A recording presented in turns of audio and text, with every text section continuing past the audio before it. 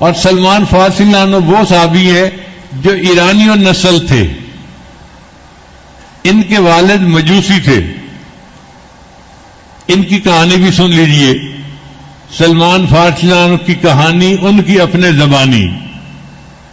وہ کہتے ہیں کہ میں جب تھوڑی عمر میں بڑا ہوا نا، میرا والد امیر آدمی تھا اور آتش پرست تھا. اس نے گھر کے اندر آگ جلائی ہوئی تھی اور اس نے میرے ذمہ ایک کام لگایا تھا کہ تم نے آگ میں لکڑیاں ڈالتے رکھنا ہے، اس کو بجھنے نہیں دینا. 1,000 تک آگ جلتی رہتی تھی، 1,000 سال تک آگ نہیں بجھتی تھی، جلاتے رہتے تھے. وہ کہتے ہیں کہ میرے والد نے مجھے لڑکیوں کی طرح گھر میں بند رکھا ہوا تھا، باہر نکلنے نہیں دیتا تھا کہ کوئی اس کو گمراہ نہ کر دے. اور گھر میں رہتے ہوئے بس ایک ہی کام تھا، لکڑیاں ڈالتے رہو اور آگ جلاتے رہو. میرا بڑا دل چاہتا تھا میں بھی باہر نکلوں اور باہر کی دنیا دیکھوں. اب ہوا کیا کہ میرا والد کچھ بیمار ہو گیا. والد کی زمینیں تھیں تو ان زمینوں سے اس نے پیسے لینے ہوتے تھے جو وہاں کام کرنے والے لوگ ہوتے ہیں. تو مجبوراً والد نے مجھے بھیجا، بھئی میری طبیعت ٹھیک نہیں ہے، تم جاؤ اور جا کے وہاں سے پیسے لے کے آؤ.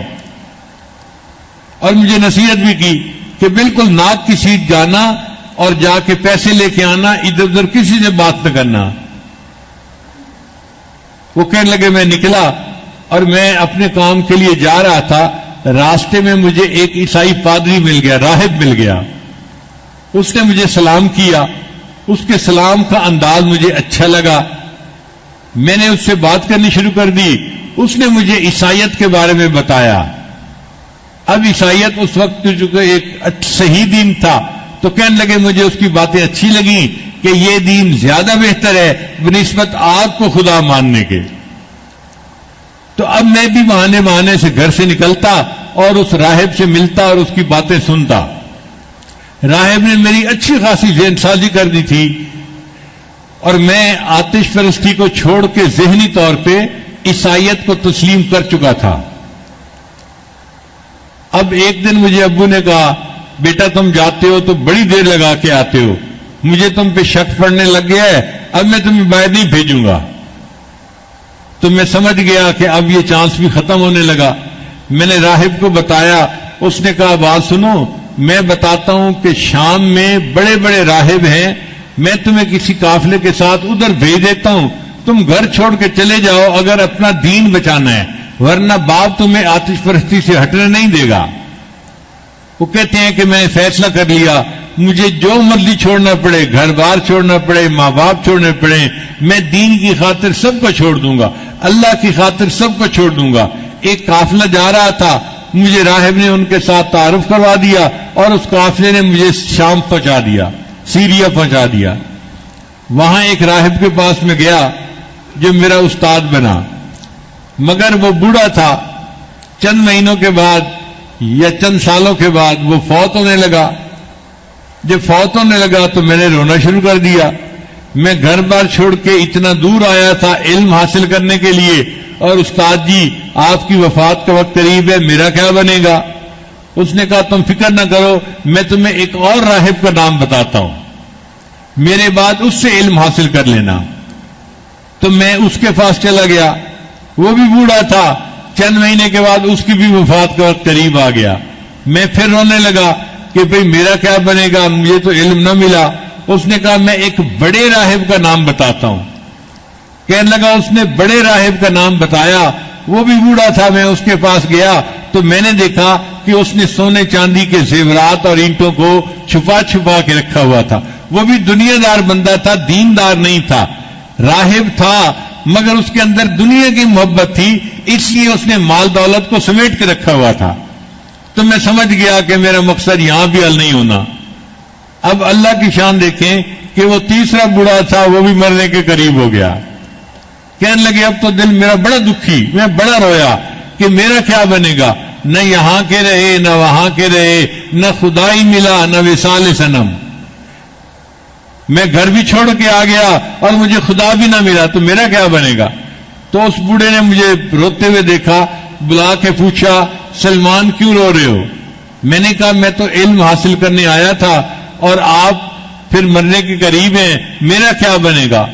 اس نے کہا دیکھ میں تیرا مسئلہ ہمیشہ کے لیے حل کر دیتا ہوں، تمہیں اب کسی راہب کے پاس جانے کی ضرورت نہیں، بلکہ ایک بستی ہے جس کا نام یثرب ہوگا، اور جو آخری پیغمبر آئیں گے ان کا نام محمد ہوگا، والد کا نام عبداللہ ہوگا، وہ مکہ میں پیدا ہوں گے، پھر ہجرت کر کے اس یثرب بستی میں آئیں گے، اس کا نام مدینہ پڑ جائے گا، اس بستی میں کھجوریں ہیں اور اس کے چاروں طرف پہاڑ ہیں،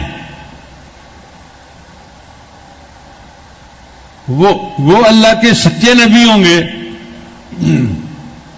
اگر تم اس بستی کی طرف چلے جاؤ نا اور وہاں جا کے انتظار کرو اور تمہیں اس نبی علیہ السلام کی زیارت نصیب ہو جائے تو تمہیں ایمان بھی مل جائے گا، اللہ بھی مل جائے گا، تمہیں ہر نعمت مل جائے گی۔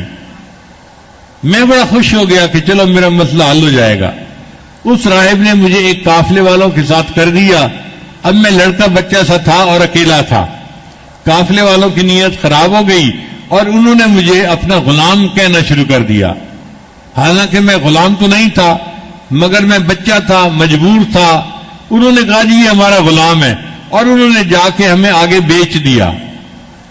اب جس نے خریدا اس نے تو پیسے دے کے خریدا تھا، اس نے مار پیٹ کی، میرا یہ کام کرو، میرا وہ کام کرو، میں نے پیسے دے کے خریدا ہے، تم میرے غلام ہو۔ کہنے لگے میرے پاس اور کوئی ٹھکانہ نہیں تھا، میں اس کو غلام بن کے زندگی گزارنے لگ گیا۔ اس سے مجھے ایک یہودی نے خرید لیا جس کا کہ کھجوروں کا باغ تھا۔ اب میں کھجوروں کے باغ میں کام بھی کرتا تھا اور انتظار بھی کرتا تھا کب وقت آئے گا کہ وہ آخری پیغمبر اسلام آئیں گے۔ کہنے لگا ایک دن اس یہودی مالک کا دوست آیا اور اس کے ساتھ باتیں کر رہا تھا۔ اس نے کہا جا الرسول، کہتے ہیں یہ لفظ میں نے سنا تو میں نے تو کھجور کے اوپر سے وہیں سے چھلانگ ہی لگا دی نیچے، اور میں بھاگا ہوا آیا اور میں نے آ کے اپنے مالک سے پوچھا کہ رسول سے کیا مراد ہے، کون آئے ہیں؟ اس نے ایک تھپڑ لگایا۔ اس نے کہا جا تو کھجوریں جو ہے نا وہ جا کے توڑ، تیرا کیا کام اس بات سے؟ کہنے لگا میں نے تھپڑ بھی کھایا اور آ کے پھر کام بھی کرنے لگ گیا۔ میں صبح سے لے کے شام تک کام کرتا تھا۔ اس نے کہا جو کام کا وقت ہے اس میں تم کوئی بات اور نہیں کر سکتے، کام کرو میرا، تم میرے غلام ہو۔ کہنے لگا جب چھٹی ہوئی اب میرے دل مچلنے لگا وہ کون رسول ہیں اور ان سے میری ملاقات کیسے ہو سکتی ہے۔ مجھے پتہ چلا کہ وہ قباء میں تشریف لائے ہوئے ہیں ہجرت کر کے، تو میں بھی قباء پہنچ گیا۔ کہتے ہیں جب میں نے چہرہ انور دیکھا میرے دل کو تسلی ہو گئی، مگر مجھے راہب نے 3 نشانیاں بتائی تھیں۔ پہلی نشانی کہ وہ صدقے کی کھجوریں استعمال نہیں فرمائیں گے۔ کہنے لگا کہ میرے پاس اچھی کوالٹی کی کچھ کھجوریں تھیں اپنے باغ کی، میں نے نبی علیہ الصلوۃ والسلام کو پیش کی تو نبی علیہ السلام نے پوچھا یہ کھجوریں کس لیے ہیں؟ میں نے کہا جی صدقہ کی ہیں۔ نبی علیہ السلام نے فرمایا میں صدقہ کی کھجور استعمال نہیں کرتا۔ میری پہلی نشانی پوری ہو گئی۔ پھر دوسرے دن میں اور کھجوریں لے کے چلا اور میں نے نبی علیہ السلام کو آ کر پیش کی، پوچھا کس لیے لائے ہو؟ میں نے کہا حضرت ہدیہ ہے۔ تو نبی علیہ السلام نے وہ کھجوریں خود بھی کھائیں اور دوسرے صحابہ کو بھی کھلائیں۔ میں نے کہا دوسری نشانی بھی پوری ہو گئی۔ اب تیسری نشانی جو تھی وہ نبی علیہ السلام کی مہر نبوت کی تھی کہ آپ کی پشت مبارک پہ بائیں طرف جو ہے وہ مہر نبوت ہوگی۔ کہتے ہیں کہ میں نبی علیہ السلام کو ملنے کے لیے آیا تو نبی علیہ السلام بقیع الغرقد قبرستان کے اندر تشریف فرما تھے اور آپ نے ایک چادر اوڑھی ہوئی تھی۔ اب میں آیا جب نبی علیہ السلام کے قریب پہنچا تو نبی علیہ السلام نے میری نیت کو پہچان لیا، فرمایا آؤ جس مہر نبوت کو دیکھنے کے لیے آئے ہو میں تمہیں دکھا دیتا ہوں۔ نبی علیہ السلام نے چادر ہٹائی اور میں نے مہر نبوت کو آنکھوں سے دیکھ لیا۔ پھر میں نے کہا اے اللہ کے نبی صلی اللہ علیہ وسلم میں نے 3 نشانیاں دیکھ لی ہیں، میں کلمہ پڑھ کے مسلمان ہونا چاہتا ہوں۔ میں مسلمان بن گیا۔ اب مجھے یہودی کی نوکری کرنی پڑتی تھی اور نبی علیہ السلام کی خدمت میں بھی آنا پڑتا تھا، تو میں بڑا تنگ ہوتا تھا۔ میں نے کہا اے اللہ کے نبی صلی اللہ علیہ وسلم میں کیا کروں، میں تو برا پھنسا ہوا ہوں۔ نبی علیہ السلام نے فرمایا تم جاؤ اور اپنے مالک کے ساتھ مکاتبت کر لو، لکھ پڑھ کر لو، ڈیل کر لو کہ کتنے پیسے لے گا اور تمہیں آزاد کر دے گا۔ اور فرمایا کہ جو شرط بھی وہ لگاتا ہے اس کی شرط مان لینا اور معاملے کو طے کر لینا۔ میں گیا اور میں نے جا کے یہودی مالک کو کہا کہ بھئی آپ مجھ سے پیسے لے لیں اور مجھے آزاد کر دیں۔ وہ بھی خرانٹ آدمی تھا، کہنے لگا میں تمہاری جلدی جان نہیں چھوڑوں گا۔ میں نے کہا کتنے پیسے لوگے؟ کہنے لگے اتنے اوقیہ سونا لوں گا۔ اب وہ پتہ نہیں کوئی بہت زیادہ سونا تھا، اور ایک غلام کے لیے اتنا سونا دینا وہ تو مشکل کام تھا۔ کہنے لگا اور اس کے علاوہ ایک اور شرط بھی ہے، اور وہ یہ کہ تم کھجوروں کا ایک باغ لگاؤ اور اس میں 300 درخت ہوں، جب وہ درخت پھل لینے لگ جائیں گے تب میں تمہیں آزاد کروں گا۔ یہودی کا خیال تھا کہ کھجور لگائی جاتی ہے تو وہ 3-4 سال کے بعد جا کے پھل دیتی ہے، تو 3-4 سال تو یہ ویسے ہی بنا رہے گا، سونا بھی دے گا، درخت بھی لگائے گا، اور 3-4 سال اس کی خدمت بھی کرے گا۔ جب باغ پھل دینے والا ہوگا پھر میں اس کو آزاد کر دوں گا، مجھے اتنا پھل ملے گا، پھر مجھے غلام کی کیا ضرورت ہے، کوئی اور خرید لوں گا۔ تو اس نے بڑا عقل مند بن کے یہ شرطیں طے کر دیں۔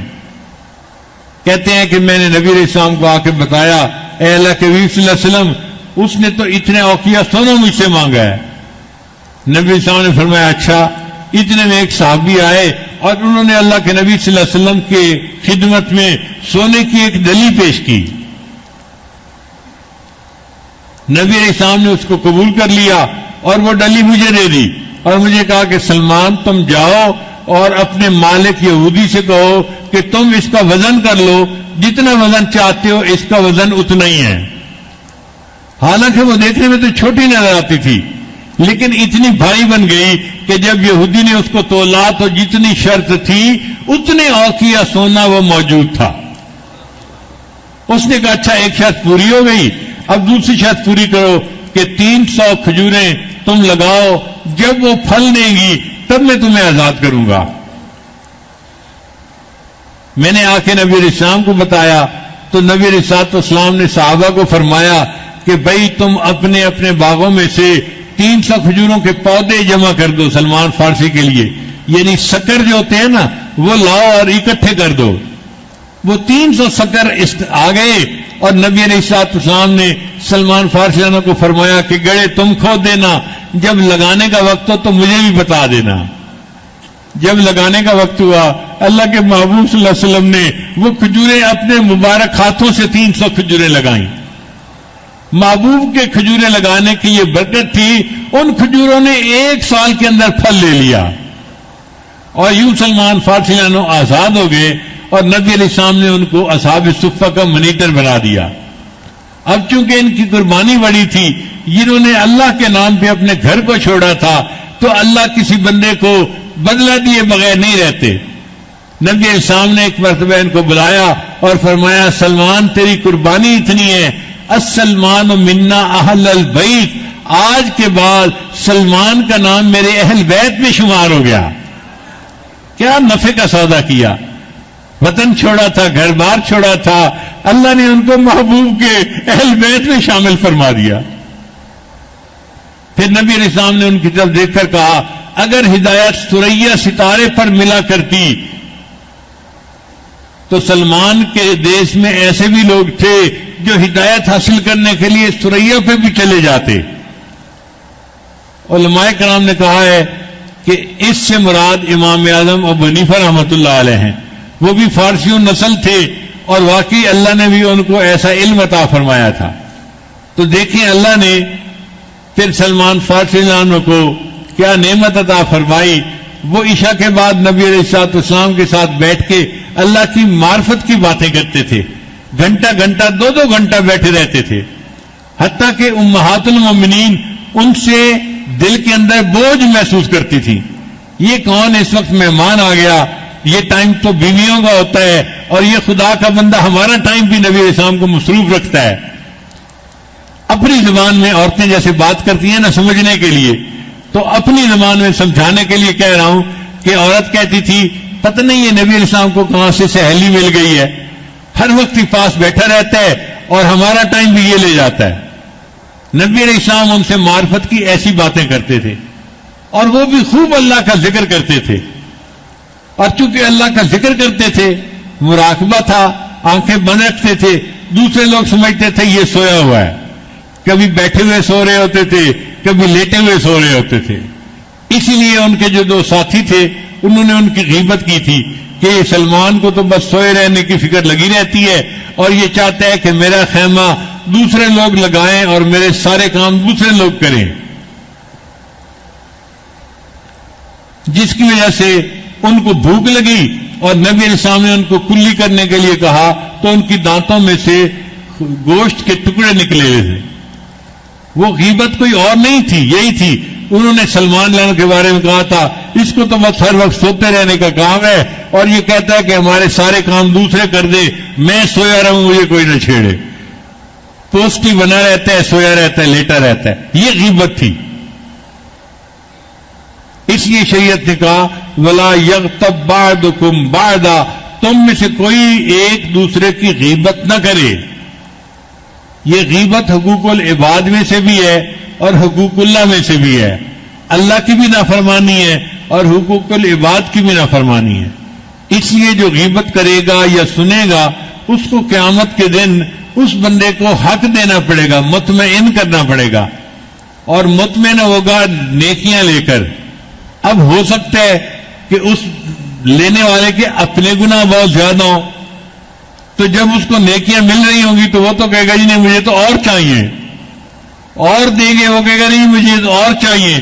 وہ اپنے گناہوں کو دیکھ رہا ہوگا کہ اتنا میرے سر پہ بوجھ ہے، اس سے نیکیاں زیادہ ہونی ہیں، اب مجھے لینے کا موقع مل گیا، میں کیوں ہاں کروں کہ میں مطمئن ہوں.